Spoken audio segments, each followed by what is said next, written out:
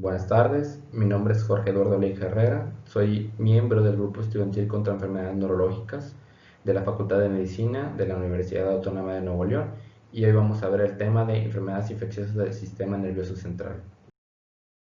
Primero que nada, tenemos que diferenciar entre estas distintas patologías, eh, siendo que meningitis se relaciona a la inflamación de las meninges, encefalitis a la inflamación del parénquima cerebral. Meningoencefalitis ya es cuando hay una combinación de estas dos, hay una inflamación de las meninges aunado a una inflamación del parénquima cerebral. Encefalomielitis ya cuando hay inflamación del parénquima cerebral, a su vez de la médula espinal. Y meningomielitis, una inflamación de las meninges y una inflamación de la médula espinal. Pasando a las distintas patologías que vamos a ver hoy, vamos a ver meningitis, dentro de las cuales vamos a ver agua bacteriana, meningitis viral, meningitis crónica. Meningitis química no la vamos a ver ya que no es relacionada a agentes infecciosos. Vamos a ver encefalitis, que sobre todo es viral, absceso cerebral, toxoplasmosis y neurociticercosis. Bueno, primero que nada vamos a hablar de la meningitis. Meningitis se define como una inflamación focal o difusa habitualmente de las leptomeninges. Hay que recordar las tres capas de las meninges que tenemos. Tenemos la dura madre externamente, la aracnoides en un plano medio y la pía madre en contacto con el parénquima cerebral. Y vamos a dividirlas en leptomeninges y paquimeninges. Leptomeninges abarca la aracnoides y la pía madre y paquimeninges abarca la dura madre, tanto su porción periosteal y su porción meningial, recordando que dentro de cada una hay espacios. En el caso de el espacio subdural es un espacio virtual y bueno, el espacio subaracnoideo en donde discurren las arterias, venas perforantes y el líquido cefalorraquídeo en sí. Y bueno, puede manifestarse de las siguientes maneras, como puede ser un síndrome meningio que abarca fiebre, rigidez local y alteración del estado mental, o encefalopatía, que abarca los trastornos de personalidad, alteraciones de la conciencia o de la cognición con defectos neurológicos focales, con epilepsias, etc. Al síndrome meningio o estos síntomas clásicos del síndrome meningio se le llama meningismo la mayoría de los casos. Ahora pasando a meningitis aguda bacteriana. En epidemiología, se estima que mundialmente hay aproximadamente 2.907.146 personas afectadas. Hay una ligera predilección hacia el género masculino y se estima que en México hay alrededor de 5 casos por 100.000 habitantes. Y el porcentaje de la mortalidad es alrededor de 15%. Obviamente esto es modificable de acuerdo a la rapidez del diagnóstico y del tratamiento y que sea el tratamiento adecuado. Y bueno, las cepas bacterianas que vemos o que se relacionan en estos casos, vemos con una de mayor a menor incidencia, vemos Streptococcus pneumoniae y Neisseria meningitidis, siendo el 80% de los casos. Listeria monocytogenes, afectando a los dos extremos de la vida, a los neonatos y a los adultos mayores. Staphylococcus aureus, Klebsiella y Pseudomonas como entidades nosocomiales en pacientes hospitalizados. Y a Haemophilus influenzae lo puse hasta acá, ya que gracias a la vacunación mundial que se dio en todo el mundo, antes en alrededor de los años 70-80, la incidencia era equiparable al neumococo y al meningococo, pero gracias a la vacuna esto ya bajó. A su vez, en México, con la vacuna o la campaña también de vacunación del neumococo, también ha reducido la incidencia de estas infecciones y sus posibles complicaciones, como puede ser la meningitis. También vemos Streptococcus agalacti, sobre todo en neonatos, que posterior de madres que están infectadas, que presentan fiebre, entre otras cosas. En la fisiopatología vemos cómo el microorganismo primero entra al cuerpo humano, ya sea por las diferentes vías que tienen estos distintos patógenos. Después de esto, entra en la circulación, donde se ha visto o algo que tienen en común es que son bacterias encapsuladas, así que tienen un mecanismo de evasión hacia el complemento y pues pueden discurrir por todo el trayecto del tracto sanguíneo hasta llegar al sistema nervioso central, donde cruzan la barrera hematoencefálica se instauran, proliferan y desencadenan esta reacción inflamatoria con las células de la microglia. Hay un aumento de la permeabilidad de la barrera hematoencefálica gracias a esta inflamación, y todas las citocinas proinflamatorias, todas las células inmunes entran al parénquima cerebral y desempeñan todo lo que es la reacción inflamatoria completa. Aquí vemos un recuadro donde mostramos la predilección de las distintas cepas de acuerdo a la edad. Como ya mencionamos, Streptococcus agalactiae en neonatos, también se ve E. coli y Listeria monocytogenes en menor de los casos.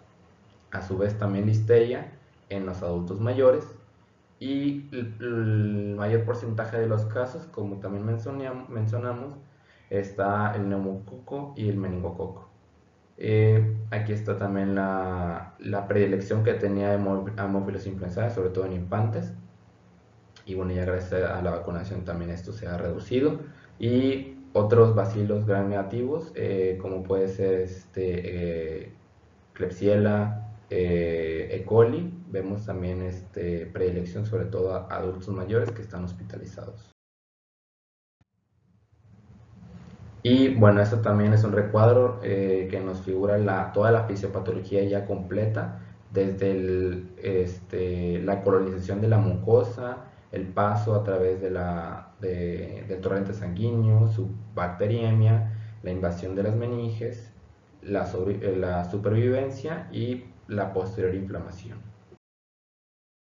Ahora, viendo las manifestaciones clínicas, dentro de las cuales las que tienen mayor porcentaje de incidencia está la fiebre, el dolor de cabeza y la rigidez nucal. Esto es la triada del meningismo, pero lo vemos sobre todo en casos del neumococo. Meningococo casi no da estos síntomas, sobre todo da fiebre y cefalea, o da epilepsias o alteración de la conciencia. Pero bueno, aquí está todo el porcentaje de incidencia. A la exploración física vamos a buscar datos de deficiencias neurológicas focales, esto al explorar los faros craneales, explorar la sensibilidad de la cara, de las extremidades, explorar el tono muscular, y vamos a intentar buscar indicios de un incremento de la presión intracraneal. Sobre todo al hacer la fundoscopía vamos a ver la papila óptica y vamos a ver si está inflamada, si hay presencia de papiledema. También podemos hacer maniobras como puede ser la de Kernig y la de Brudzinski. La de Kernig siendo esta el paciente, ubicándolo en decúbito dorsal, vamos a realizar una posterior flexión de la rodilla y de la cadera, y vamos a proceder a hacer una extensión de la rodilla. Esta va a ser positiva cuando el paciente, al hacer la extensión, va a haber contrarresistencia, o el paciente va a referir dolor en la columna o en el cuello. En cambio, Brudzinski, vamos a hacer una flexión, también el paciente con el decúbito dorsal, vamos a hacer una flexión del cuello, y el paciente va a realizar una flexión de las rodillas cuando sea positivo. Para el diagnóstico de meningitis aguda bacteriana nos podemos apoyar sobre todo en datos de laboratorio y datos de imagen. Nos enfocamos un poco más en datos de laboratorio, entre los cuales el gold standard es el cultivo de líquido cefalorraquídeo. Para eso tenemos que hacer una punción lumbar, pero primero tenemos que evaluar al paciente y ver si tiene algún dato o indicio de un incremento de la presión intracraneal, ya que si proseguimos a hacer una punción, podremos ocasionar una hernia tonsilar a nivel del bulbo raquídeo y comprimir el centro cardiorrespiratorio, y pues ya posteriormente podremos tener un desenlace fatal para el paciente.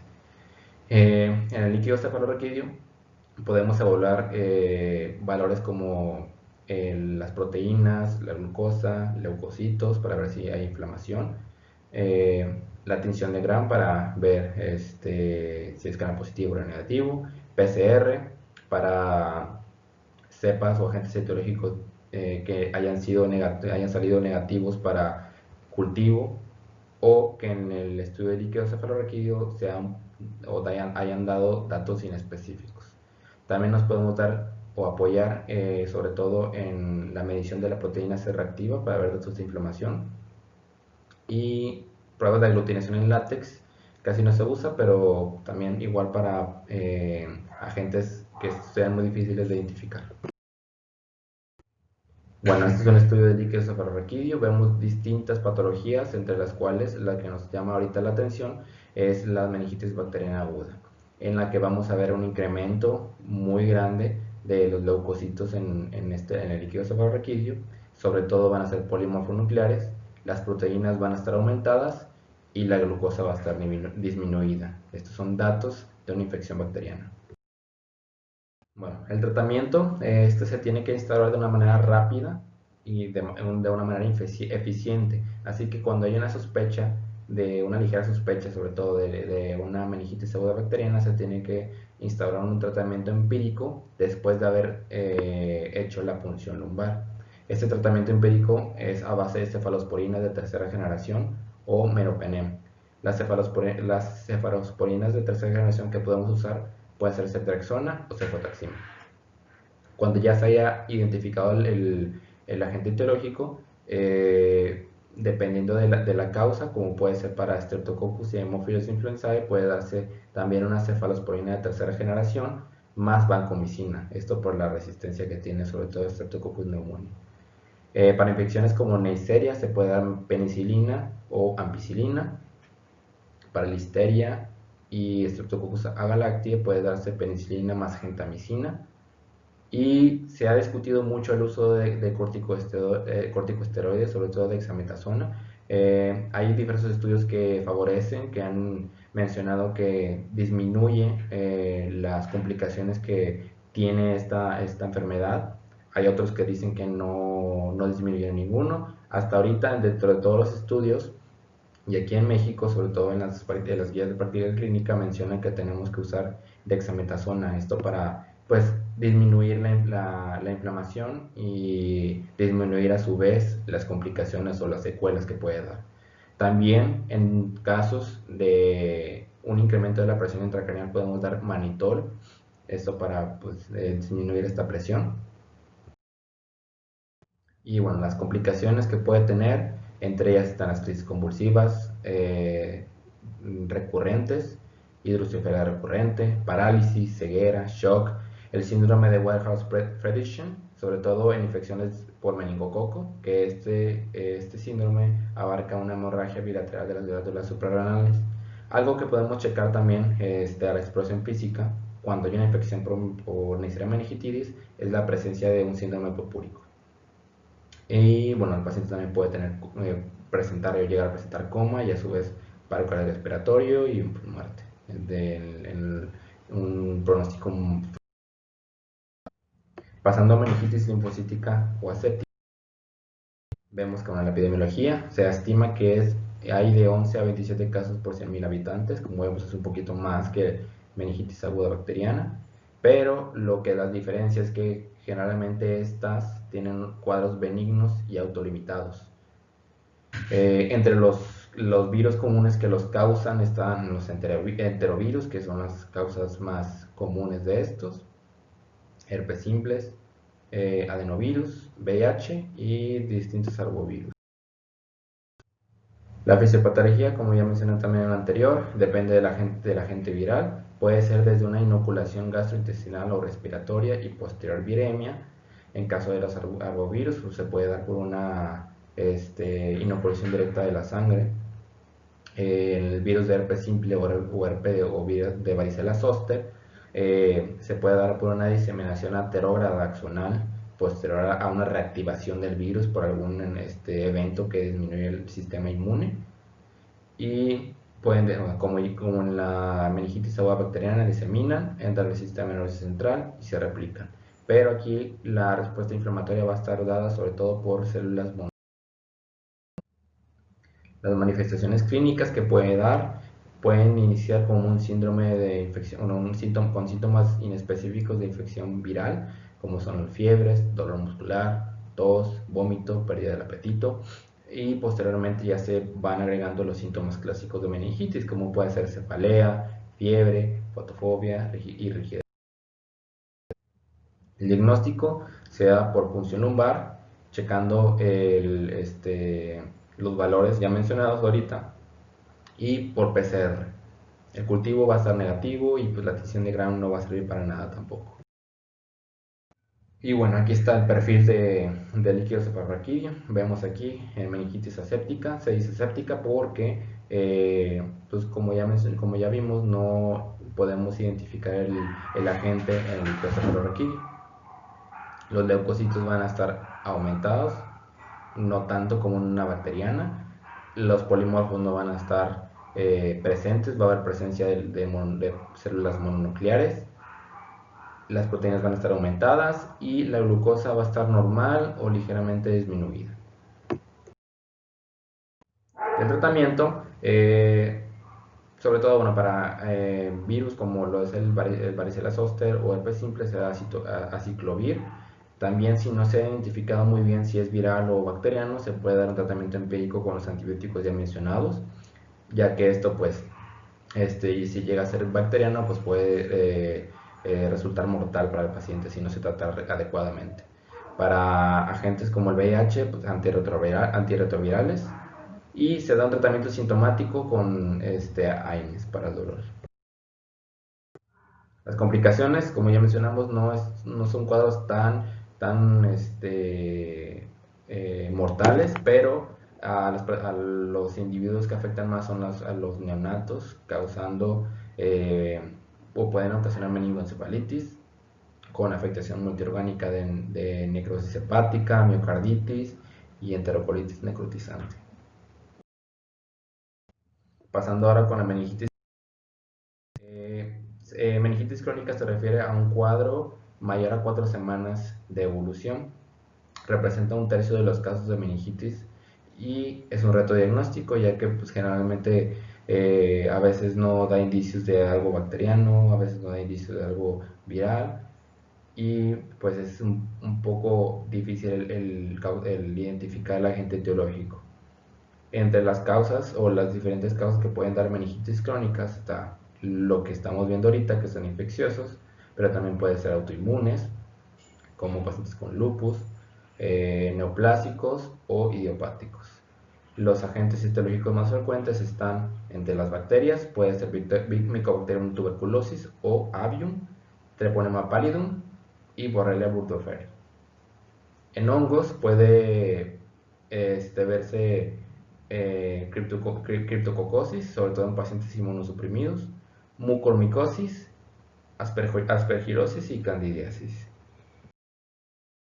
En las manifestaciones clínicas que pueden tener, como la meningitis crónica puede afectar, o se ha visto que puede afectar al parénquima, a los pares craneales, en la médula espinal, puede desarrollar cuadros de meningoencefalitis o meningomielitis. Estos con síntomas clásicos de meningitis, como son la fiebre, la cefalea, vómitos y náuseas, síntomas medulares, como son las poliradiculopatías, defectos neurológicos focales por afecciones de los peros craneales, y estos aunados a un mes de evolución. También se acompañan de los síntomas clásicos de las infecciones, como puede ser tuberculosis, con un paciente con pérdida de peso, serosis nocturna, esputo mucopurulento, así mismo como criptococosis, aspergilosis, también un cuadro respiratorio, mucormicosis con una lesión fistulosa en las extremidades, y bueno, se relaciona también a todos los factores de riesgo, ya sea exposición con personas infectadas o que sean agricultores, que sean arqueólogos, etcétera, ¿no? Para el diagnóstico tenemos que seguir un algoritmo en el cual lo primero que tenemos que hacer es determinar el estado inmunológico del paciente. Vemos si tiene una infección por VIH, vemos el recuento de linfocitos TCD4, vemos si no tiene alguna otra alteración inmunológica. Ahora buscamos en los antecedentes personales no patológicos, pues, exposiciones, ya sea dentro de la ocupación que tenga, si es agricultor, si es ganadero, si es arqueólogo, si ha tenido contacto con personas enfermas o tiene prácticas sexuales de riesgo en cuanto a infecciones como el VIH y pues, la sífilis. La neuroimagen nos puede mostrar datos, sobre todo una hiperintensidad en resonancia magnética de las leptomeninges. Y estudios específicos pueden ser como el cultivo Lowstein-Jensen para Mycobacterium tuberculosis, puede ser también los enzimo-inmunoanálisis o inmunofluorescencia para detectar por medio de serología anticuerpos IgG contra Borrelia burgdorferi. Podemos también buscar la prueba de BDRL para sífilis y bueno, entre otros. Pasando a estas dos imágenes, estas primeras dos imágenes son de un paciente con meningitis tuberculosa, son sacadas de Wikipedia y corresponden a una resonancia magnética, una en corte coronal y otra en corte sagital, no está contrastada. Vemos como hay una hiperintensidad en la zona donde están las meninges. Nos podemos dar un indicio porque sigue el trayecto de las fisuras y se mete y es continuo. A diferencia, bueno, también vemos en la base de los núcleos basales, vemos diversos tuberculomas también que son hiperintensos. A diferencia de estos, vemos es una resonancia magnética también en T1, está normal, lo único es que es contrastada, vemos cómo se realza en las distintas arterias con contraste de gadolinio, pero vemos cómo este trayecto no es continuo, sino se corta, obviamente por los cortes o los distintos cortes que se da.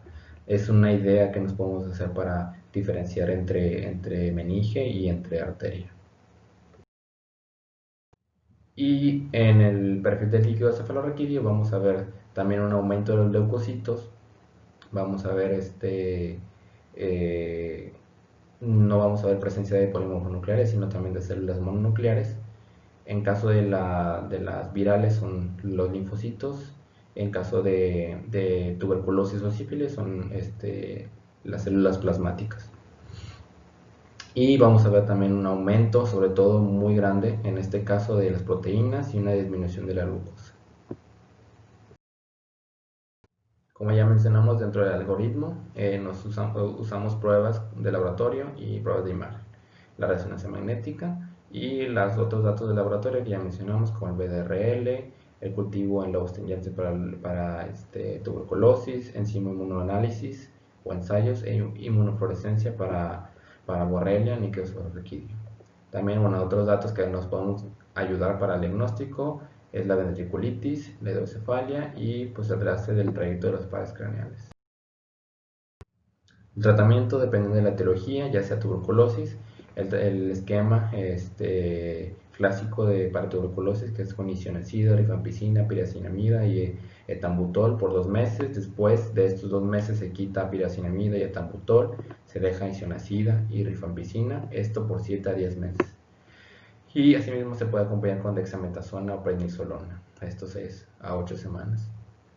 Borreliosis con doxiciclina o cetrexona, criptococosis con anfotericina B o flucitocina, aspergilosis con voriconazol, neurosífilis con penicilina G y candidiasis con anfotericina liposomal o flucitocina.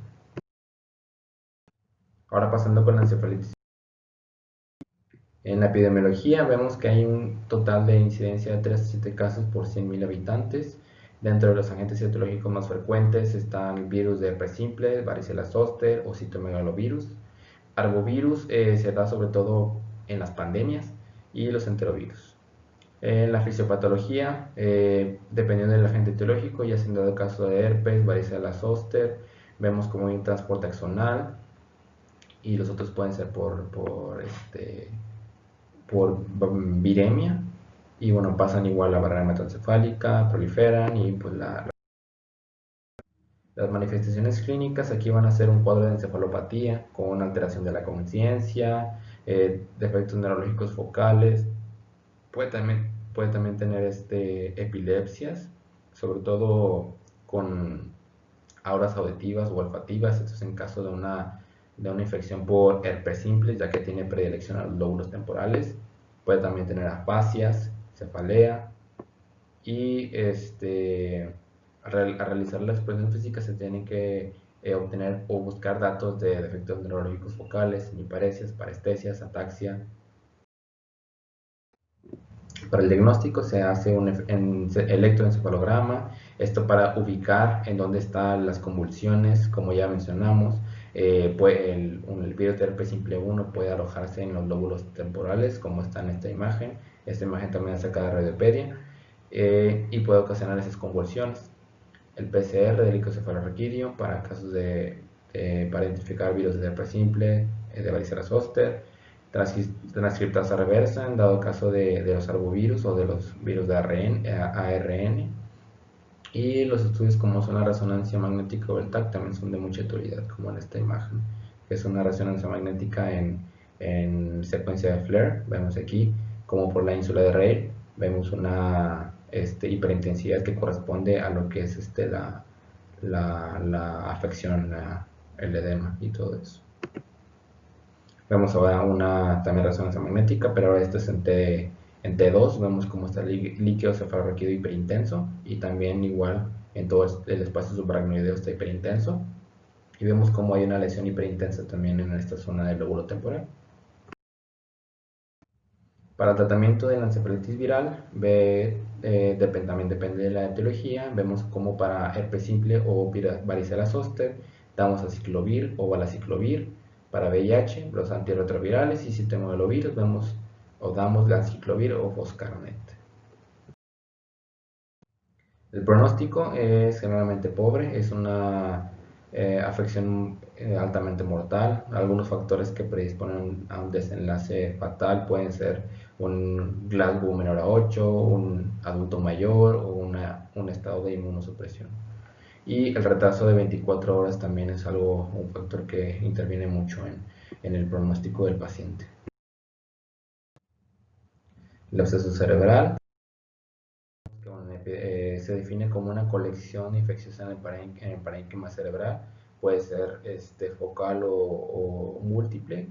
Tiene una incidencia de 8% en los países en desarrollo. La etiología más común es por un agente bacteriano, y puede darse por una inoculación directa, por algún procedimiento de neurocirugía, o puede ser por diseminación hematógena.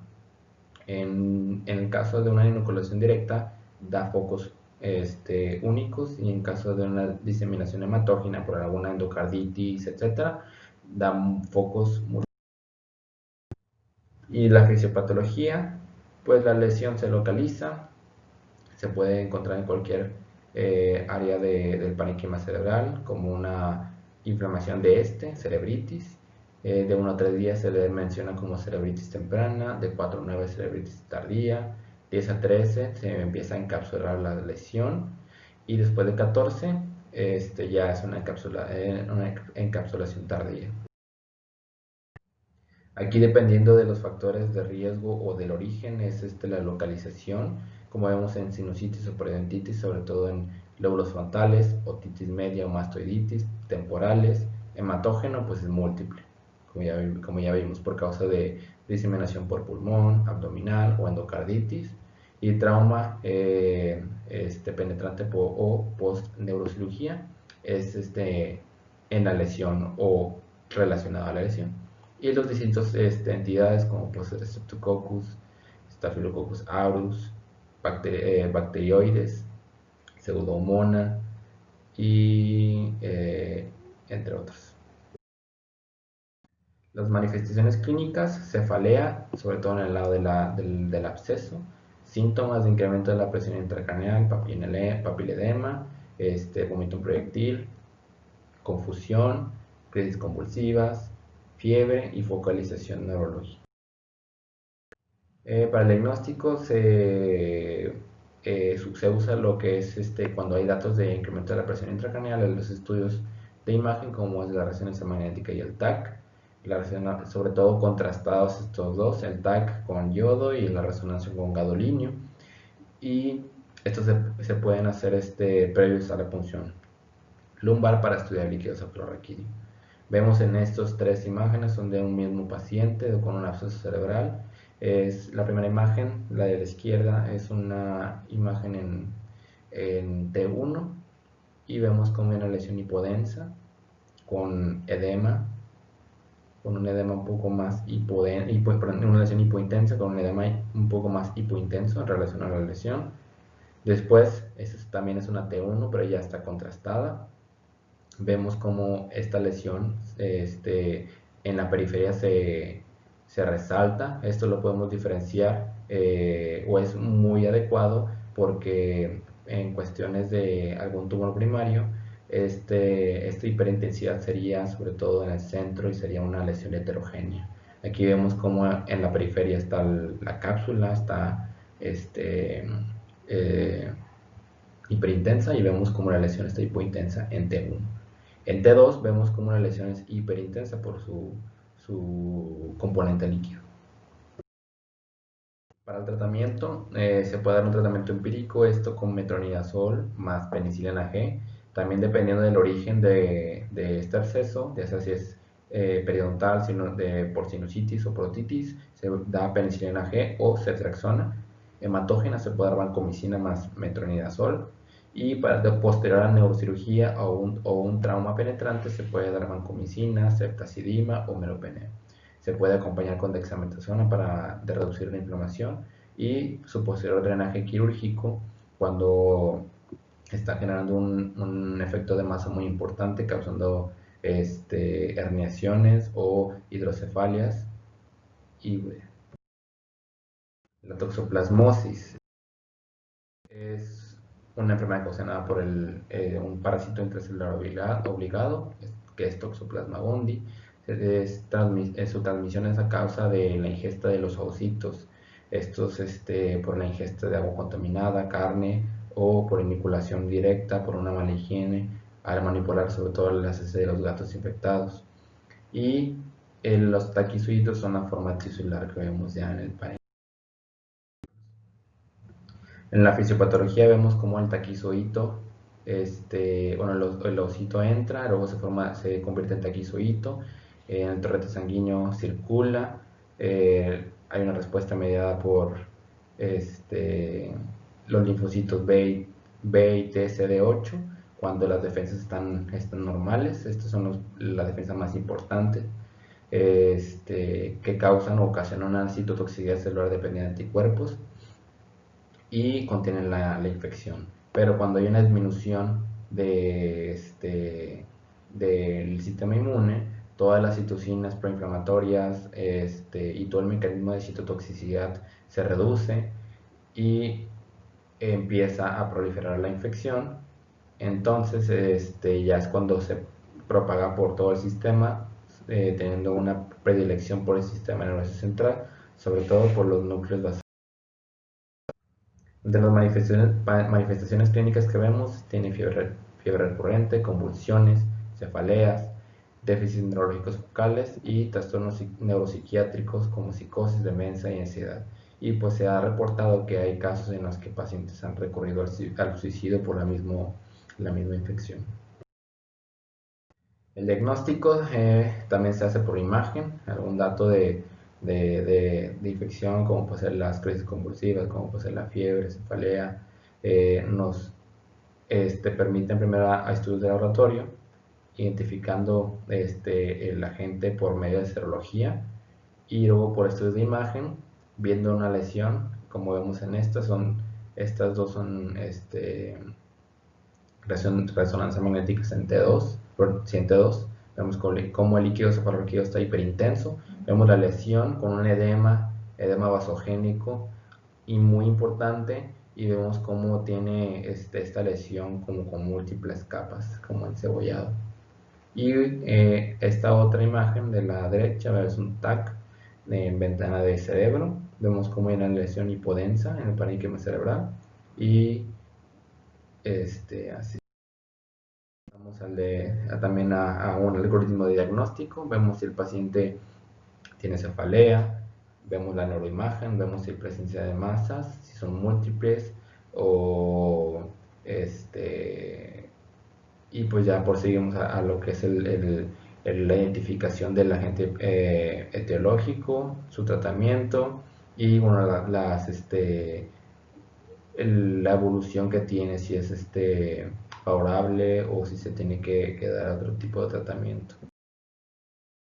Para el tratamiento, los tratamientos de primera elección están sulfadiazina, bioral, pirimetamina bioral y ácido folínico intramuscular o intravenoso, o clindamicina vía oral o intravenosa más pirimetamina, y ácido fluorínico intramuscular o intravenoso, esto por 3 semanas.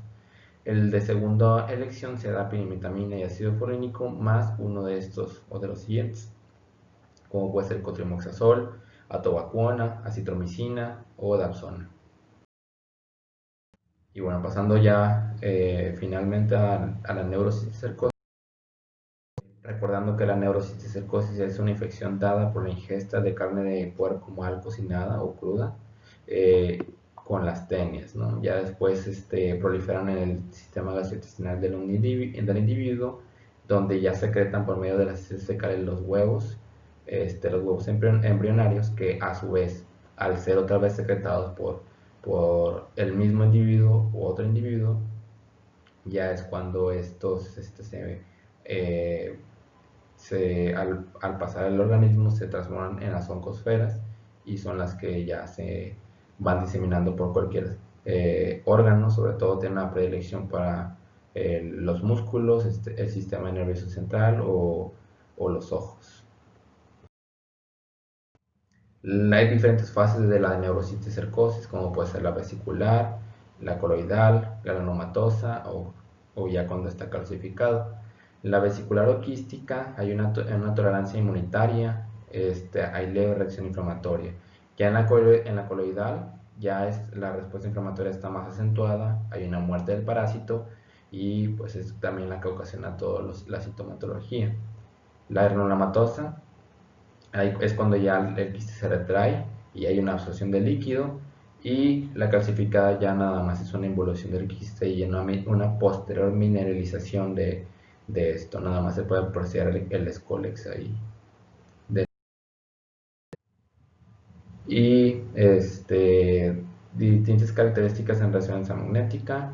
El quístico, pues vamos a ver un foco con edema, va a estar hipointenso en T1, hiperintenso en T2, el escólex va a estar isointenso al parénquima en T1 y T2, y va a estar hiperintenso en FLAIR, el escólex.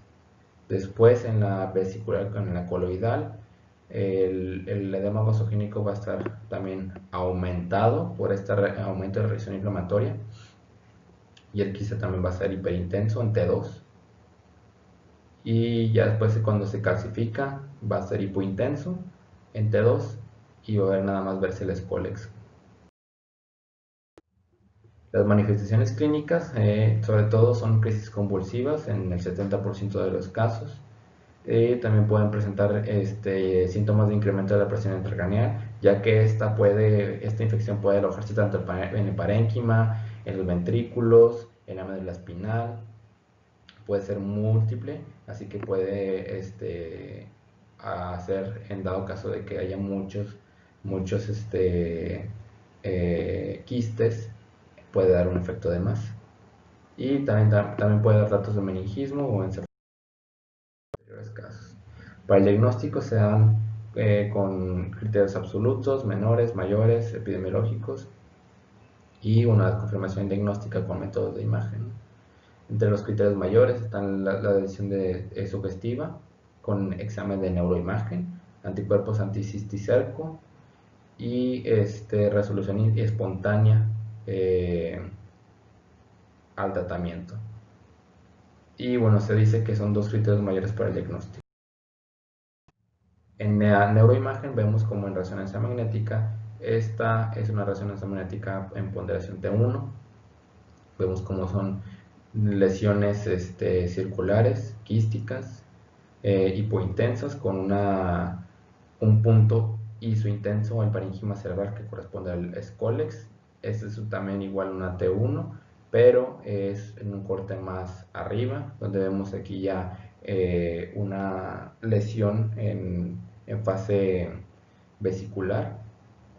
Vemos cómo está la vesícula, todavía hay un poquito de edema alrededor, y vemos también distintas lesiones. Hay que recordar que ahí va a haber distintas fases, va a haber distintas lesiones con distintas fases. Y en T2 vemos cómo estas lesiones, estos quistes se tornan hiperintensos, y igualmente el edema vasogénico y la vesícula ahí. Para el tratamiento, este consiste en un tratamiento antiparasitario, sintomático y quirúrgico. El antiparasitario se da con albendazol y praziquantel. El mejor de todos es el albendazol. El praziquantel lo que hace también es aumentar la vida media del albendazol. Y se puede dar anticonvulsivos y esteroides en un lapso de 3 a 6 semanas. Esto ya que cuando se están reventando los quistes o las vesículas, esta reacción inflamatoria y todo este edema también puede ocasionar más convulsiones, así que pues por eso damos una terapia anticonvulsiva. Y el tratamiento quirúrgico, esto cuando hay una afección múltiple, con múltiples lesiones en el parénquima. Ya eso sería todo. Esta es la bibliografía, parte 1 y parte 2. Muchísimas gracias por su tiempo y hasta la próxima.